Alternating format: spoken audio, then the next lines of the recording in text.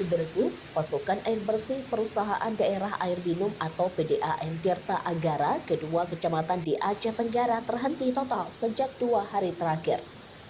Gangguan ini terjadi akibat pipa suplai air bersih rusak diterjang banjir Sungai Lawi Sikap. Direktur PDAM Tirta Agara, Mat Budiaman SPDI kepada Tribun Gayo pada Jumat 2 Januari 2026 menjelaskan bahwa sebanyak 6.400 pelanggan di Kecamatan Babu Salam dan Kecamatan Badar terdampak langsung akibat kerusakan pipa tersebut. Ia menyebutkan penghentian pasokan air akan berlangsung hingga proses perbaikan selesai.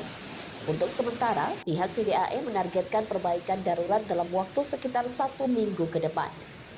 Sebagai langkah antisipasi, PDAM Tirta Aceh Tenggara berencana mengupayakan suplai air melalui intake Lawi Harum.